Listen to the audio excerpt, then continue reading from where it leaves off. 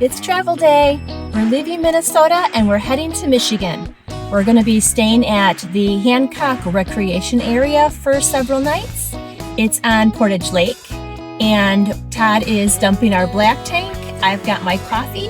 We've got about a 5-hour drive ahead of us, and we're looking forward to being out and about in Michigan. We're having breakfast in Houghton this morning. We're over here by this aerial bridge overlooking Portage Lake. In the distance, there's just a little bit of fog covering the tops of the trees. After breakfast, we decided to come to the Nara Nature Park in Houghton. And we're going to take the boardwalk trail that goes over the Pilgrim River. Looks like it's going to be a pretty nice little walk. Yeah. According to the sign that we were just looking at, in 2018, Houghton received approximately 7 inches of rain in, what did it say, just a few hours, which caused a tremendous amount of damage here to the boardwalk. So they've been slowly repairing it over time. I guess we'll see how much of it they have repaired, but it's definitely a lovely walk so far. This is meandering through the wetlands here. This would have been a tough one to build. A lot of cute little overlooks, and we just found ourselves another one of those lovely overlooks. Looks like the ducks have decided to skedaddle.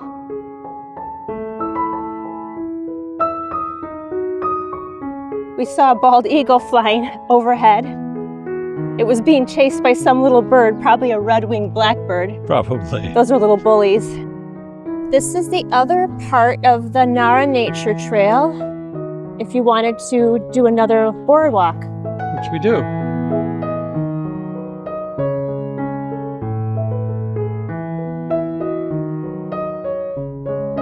Time for their breakfast, too.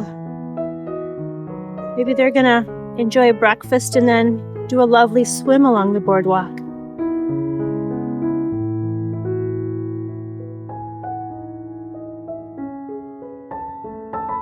Look at this lovely overlook.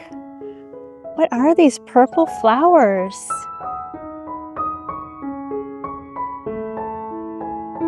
There's a boardwalk on each side of the Pilgrim River, so you really get a good view of what's going on here at this part of the park. No bugs at all because of the light breeze. It's really nice. So we took a closer look at the sign, and it looks like the damage did happen in 2018 here, but was repaired by 2021. And they did a great job. It was lovely. Yeah. So we're gonna head back to the campground, but first we might stop and see if there's a park by the aerial bridge that goes over Portage Lake and check out that area. We're at the Bridge View Park in Houghton, which is right alongside the aerial bridge. Plenty of parking options too. Lots of lovely restaurants. It's a lovely walkway right along the Portage Lake. It was originally a wooden swing bridge. Just a few years after they built it, the shoreline collapsed over there. And then they decided, they're going to build like a steel structure and still with a wooden swing part in the middle. And then some ship ran into it. 1959? 1959. 59, and they built this because we're on the peninsula going out into Lake Superior. So this is the only land connection between the two. What were you saying about the snowmobiles? It's the widest double-decker lift bridge. Right now, they've got it raised up so that the cars are actually driving on the lower deck. But in the winter, they lower it down, and the cars drive on the upper deck, and then they let snowmobiles use the lower deck to get across. That's pretty cool, because I'll bet there are a lot of snowmobilers. Oh, yeah. Here in the north.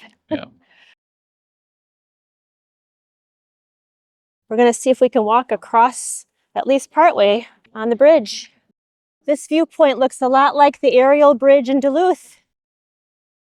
That's where we had breakfast this morning. Yeah, it was nice. That's a great little restaurant. It is. They had a really fun menu. I had Florentine crepes. I had an omelet with sausage gravy on it. It was great. So we found some bumpers for the boats. Is that what that is? These big pylons, right? They're like telephone poles all chained together and driven into the muck. And it's really all there just to prevent a ship from running into the support structures for the bridge. And we haven't even talked about the mining industry yet. No, that's probably why this thing had to be so heavy duty, is because all the trucking that had to go across. No wonder why it was considered an advancement in civil engineering. This is Lake Superior. We drove to the tip.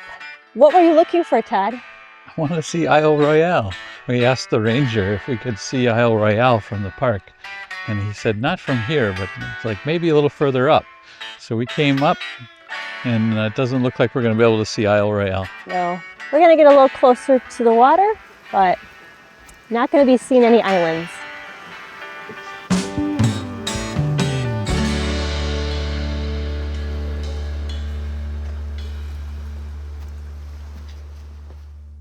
It's the weekend, so we are going to do some laundry. Might be able to do a little bit of Monopoly here. Monopoly deal card game at the laundromat. We're learning how to play this. It's kind of a nice, quick game, and usually have a stash of quarters for laundry days. This is the grown-up arcade. Yeah. Not nearly as fun. We're heading to the library to get some lunch, and this is such an adorable town. We're in Houghton, and there's so much to see here.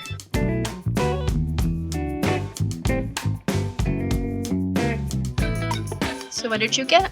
Caesar salad with salmon. Ooh. We both got seafood. I have the perch platter. While we enjoy a gorgeous view overlooking the Portage Lake.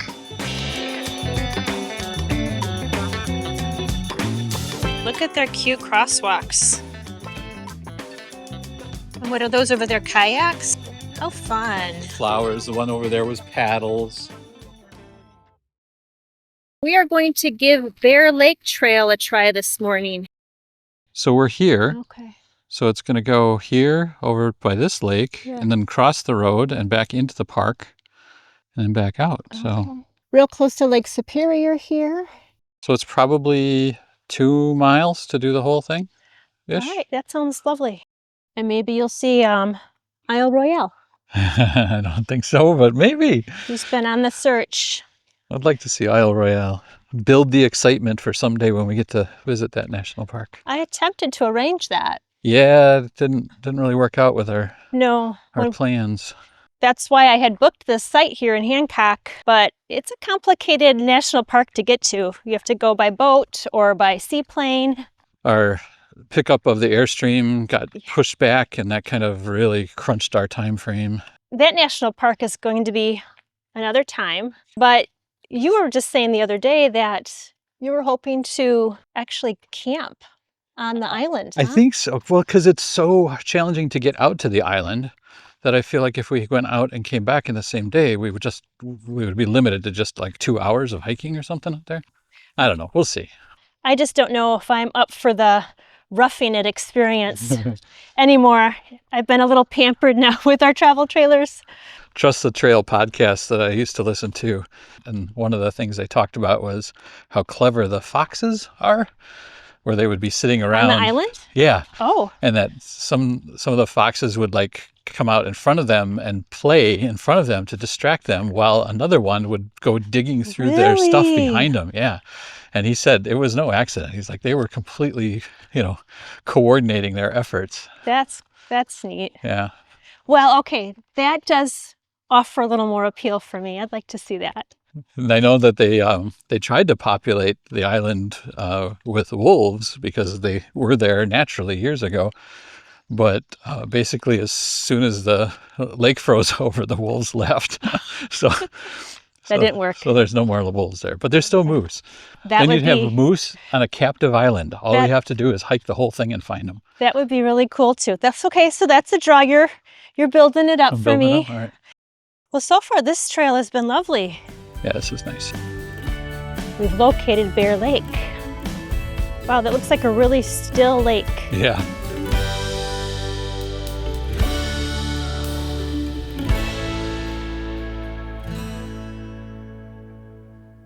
Our trail kind of dumped us into a parking lot, and then we saw this, had a spur that took us to the I was going to say the ocean, because we were just over at the Atlantic. We found Lake Superior, and it's not nearly as cloudy as it was yesterday. No, not at all. Maybe there's a chance. I can't see it. Now we have to go find the rest of the trail to get back to the truck. So we're going to turn a loop into an out and back? We've never done that. I know. We've never done that. Well, the loop was going to be on paved roads, and that's not as appealing as just going back the same way we came. Which was beautiful. Yes. So we voted for that. Beautiful it is. We met a nice couple, and they shared a lot of good advice for us. I saw that he was wearing an Isle Royale t-shirt, and so I asked, I said, have you been to Isle Royale? And they have many times. We travel in a travel trailer, so I'm just a little concerned about the roughing it part of camping out on the island. Rock Harbor has a large restaurant. Oh, so you don't have to rough it. Okay. And they fill up fast. They fill up really fast. We made reservations for next year. Oh, you did already? Because I did it online. And so what would you recommend, the ferry or the seaplane? Or If you want to bring a lot of things, the ferry. Okay. Seaplane has a 45-pound per person limit. It's a beautiful area here. Anything you would recommend that we check out while we're here? Kind of could take a trip up towards Copper Harbor. On the way up, there's Brockway Mountain Drive. You go up there and you get a great view of the lake. If you keep going past Copper Harbor, Fort Wilkins is along here. Well, it was so nice to meet you guys. I will text you so that you have my number too. They knew what they were talking about. basically, if we want to be there tomorrow next year, we got to make the reservation tonight. All right. Should I set your alarm for 3 a.m.? Sure. Can I wink, wink? Marcy, it's time for you to get up. I still have to ponder this a little bit.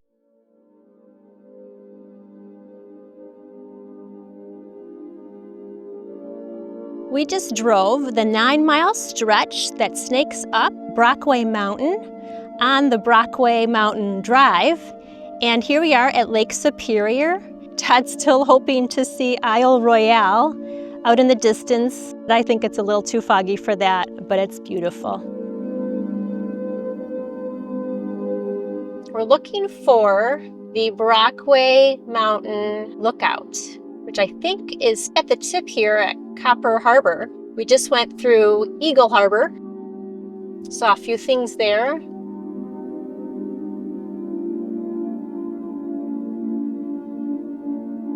Our campground is in Hancock, and we've done a lot of sightseeing in Houghton. It's all part of the peninsula, which we're driving currently, that sticks out north into Lake Superior.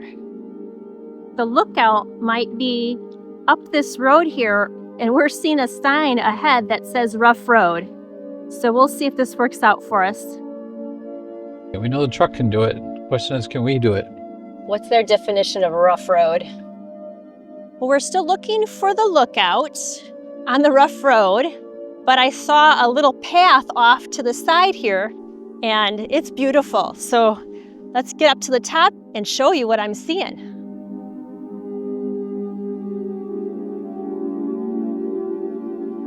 Todd said this road was 6 miles. We just passed a 3-mile marker, so hopefully we'll find the lookout, the official lookout.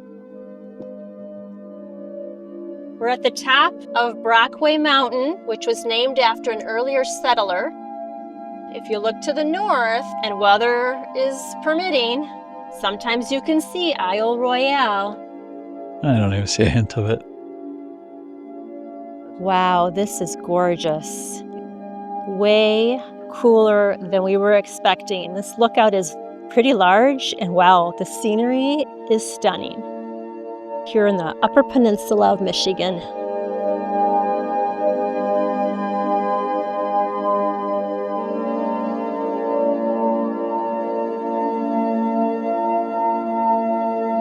Look at this edge. Yeah, it's really steep.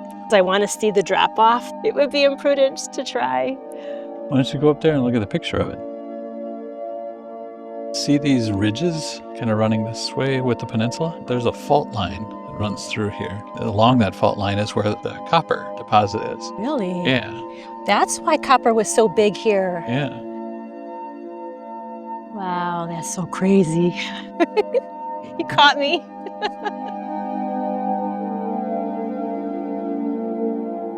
I'm so happy we made the drive. Oh, yeah. We're going down, and it is a steep descent. Still on our way down, and the road is still pretty rough. Oh my goodness, it's gorgeous.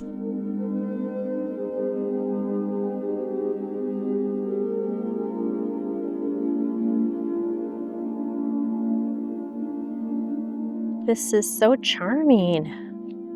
See the houses below, lakes and inlets.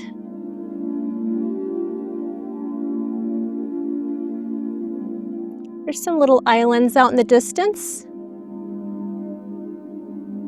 There's a lighthouse over on that far island over there. I see it, yes.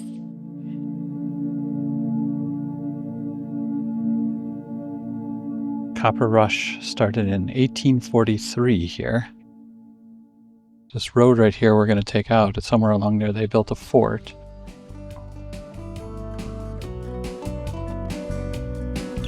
That was one of the things that Bob and Janet had recommended. We hit both of their recommendations today. So we were here, we thought let's check it out. It was $11 for a day pass. This is located in Copper Harbor. It says there's 18 buildings down here. 12 of them date back to the 1860s. It was built in 1844 to act as a buffer between copper miners and the local. Ojibwe. There were no armed conflicts though. Looks like this is where we are, the married enlisted men's quarters.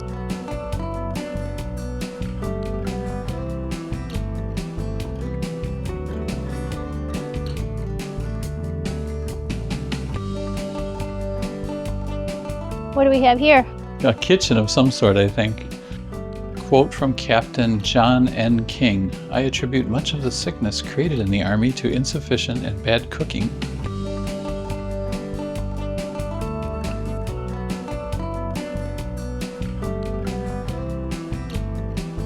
This doctor wanted an increase in pay from $80 a month to $100. He was compelled by the very high prices charged for food and clothing. We've visited Houghton many times while staying here. Apparently it was named after Douglas Houghton, who became Michigan's first state geologist. It was his 1841 copper report that received national attention and awakened the interest of Eastern businessmen. In the 1980s, Michigan established underwater preserves that protect shipwrecks from looters. The Shipwreck Memorial. Yes. That was on Lake Superior as well. So these represent the shipwrecks. Then the preserve is just this blue part all along the coastline. In 1870, a soldier frequently turned and rolled powder kegs to keep the gunpowder from caking. We're guessing these are outhouses, probably not garden sheds. Here we have a store.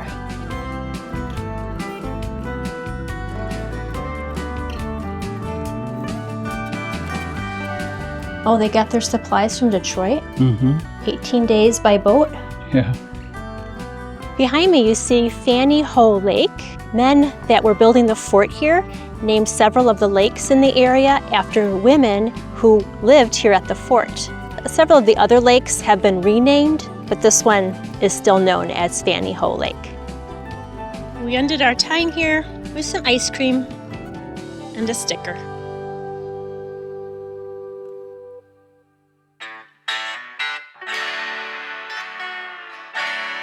We're leaving the Hancock Campground today, and we found it to be a great location to visit here in Michigan.